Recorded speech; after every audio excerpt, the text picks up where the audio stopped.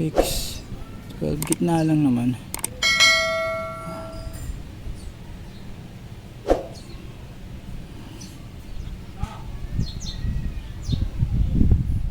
So okay mga paps, musta pala? Ngayong araw pala, samahan nyo ako maglinis ng fuel injector nitong Toyota Fortuner na gas engine, okay? So simulan na natin to mga paps. So ganito mga paps, bakit ako maglilinis ng fuel injector? So sa fuel injector, madalas naman kasi sinasabay ito sa heavy PMS. Pero may mga senyales na dapat tayong maglinis ng fuel injector or mag-check ng fuel injector. So yung mga pwede nyo i-observe kung kailangan nyo na maglinis ng fuel injector, kapag merong pagpalya sa sasakyan nyo, kapag sablay yung fuel trim nyo, or kapag sablay yung dami ng buga ng fuel injector. So makikita nyan mga paps sa live data ng OBD scanner. Kung simula nang binili nyo yung sasakyan nyo at nagpapagas kayo sa mga low quality na gasolinahan, may posibilidad na kakailanganin nyo maglinis ng fuel injector. So, simulan na natin to dito mga paps. So ayan, tinanggal ko na yung negative terminal ng battery. Ayan siya. Tapos pasingawin lang natin to mga paps. Open lang natin. So ano kung gagawin? Tatanggalin ko muna yung hose na to.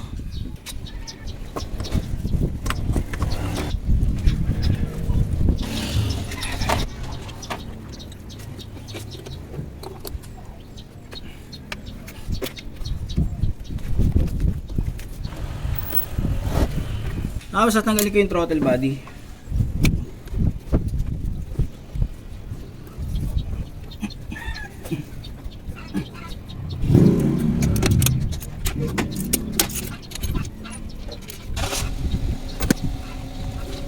So yung next natin, tanggalin natin yung connection ng purge valve. Yan. So ang next natin mga paps, tatanggalin lang natin ito. Ito, yan. So, gaganin nyo lang yan. Matyo lang yan. Yan. Tapos maano nyo yan. Diba? Ganun lang kasimple yan. Kasi ito, tanggalin ko rin to. So next natin mga paps, ito, yan, at saka to. Tanggalin lang natin yan.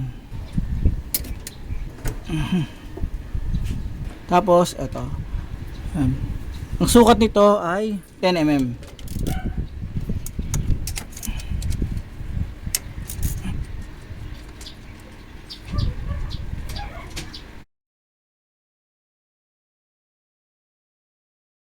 Tapos yung next ko mga paps, ito, yung hose na to, tanggalin ko lang. Yan. So, ang tatanggalin natin yung apat na connection ng fuel injector. Yan, yan, yan, saka dito. Okay, so igaganin nyo lang yan, ipupush nyo lang yan dito. Yan, ipupush nyo, tapos hihilahin nyo. Yan. Yan. So, yan dito.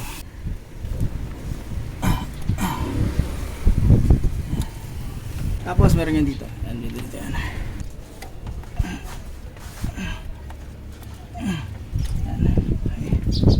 Ang next natin mga paps, ito. Tapos reason dito. Okay, so ano yan? 12 mm. Yan.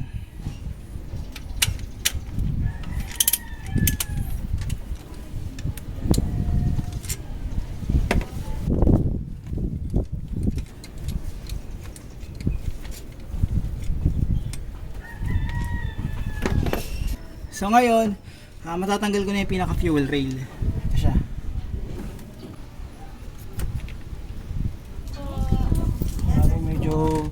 Medyo madumi na yung fuel injector mga paps, yung pinaka gilid nya.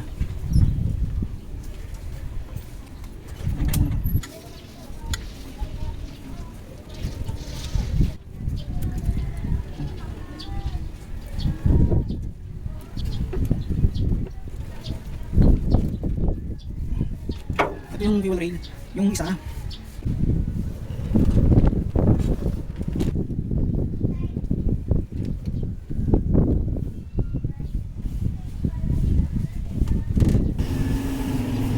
Tapos ito, yung nakalagay dito. Yan, saka to. Hanggang ito lang. So okay mga paps, ito, tatakpan ko muna yan. So ayan mga paps, tinakpan ko muna yung pansamantala. Tapos pakita ko sa inyo yung fuel injector. So ayan mga paps, ito na yung pinaka fuel rail natin. Tapos ito yung injector. So ayan siya. Ito. So ito yung injector ko. Tingin ko hindi pa ito nalilinisan.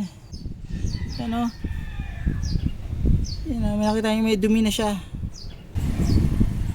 So yan o. Dito.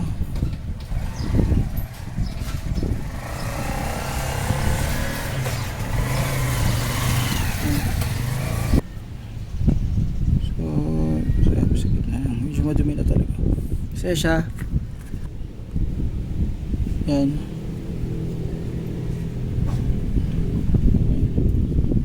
Ay, so nililisin ko na to.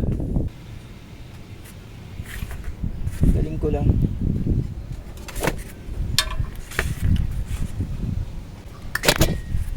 Yan.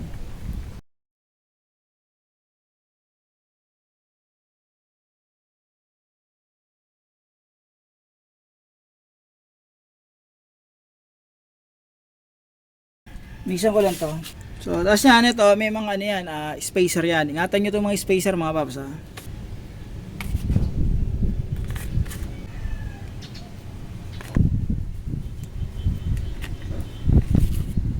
Isin natin.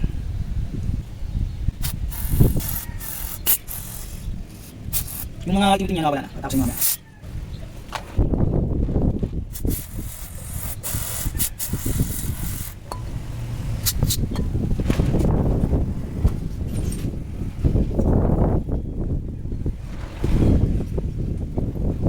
So ito para makita sa inyo at saka ano, kita nyo yung buga kung okay.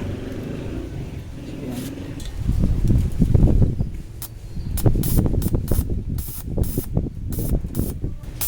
Okay lang. Lakas diba? So ganun dapat yan. Tapos sa kabila.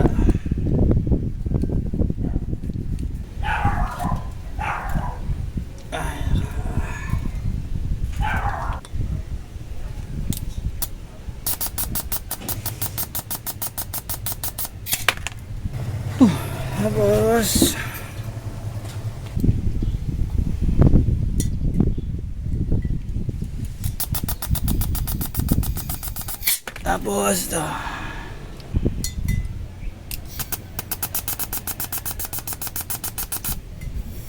yan, okay na.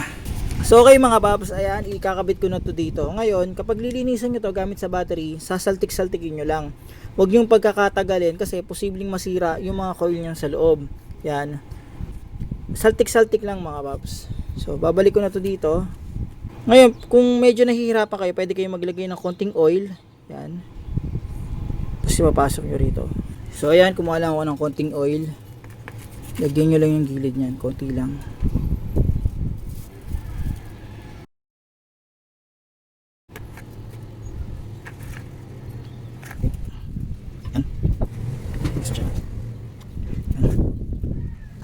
Ngayon ito, hindi ko na ikakabit ito dito. Doon ko na ikakabit sa loob.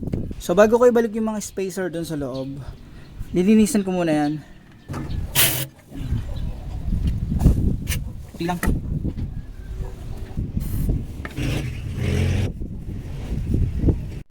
Tapos mga paps, yung spacer, itong mga to, yan, lalagay ko na ron. So, lagay dyan.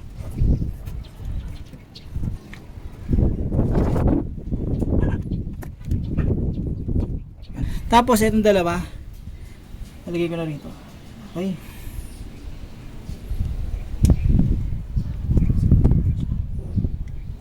Kasi ibabalik ko na ito fuel rail. Ngayon, yung posisyon ng ano, injector, itama nyo na lang. So yan, inikot ko na yan para tumama dito. Yan. Tumama doon sa may socket. So siguraduhin nyo nakabaon yan. Yan. So pasok ko na.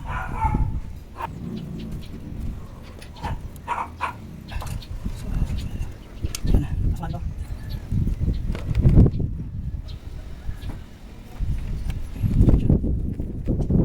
So ang next ko mga paps, yung bolt dito. Tapos meron din sa kabila yan. So ang torque specs ng dalawang bolt na yon ay 12 Newton meters.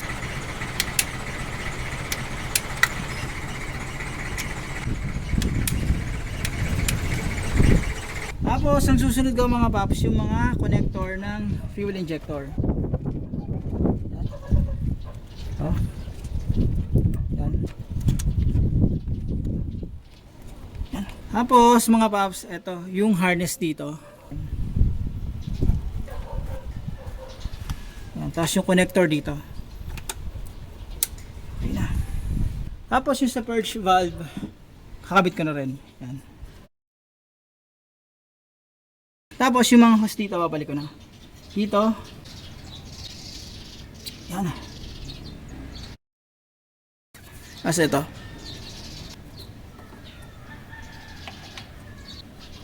Yan. Tapos higpitan ko na ito mga paps. Ang torque specs nito, 9 Newton meters. Yan.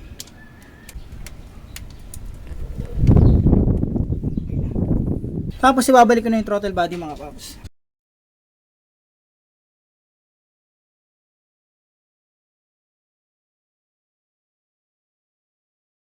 So ang next ko yung dalawang hose mga paps.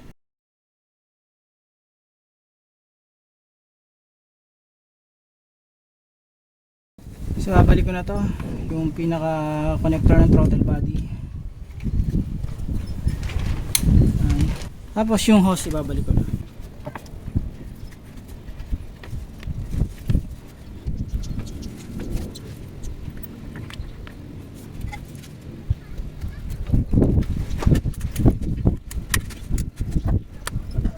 Ayan, check nyo lahat ng mga connectors, yung mga hose yan, double check nyo. Tapos ibalik nyo yung negative terminal na battery at isarado nyo na yung pinaka gasoline cap. So okay mga paps, yan, nabalik ko na lahat. Ngayon papaandarin ko na yung makina. Ngayon i-check nyo rin kapag pinaandar nyo kung may leak yan. Kapag may leak yan, obvious naman makikita nyo dito yan, saka maaamoy nyo. So unang start yan, parang pupugak yan. Start ko na mga paps. So yan, start ko na. Pakinggan nyo, una, mag-hard starting yan.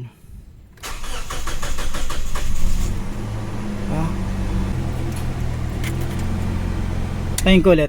Niya. Tapos start ko ulit. One click na ulit. Okay?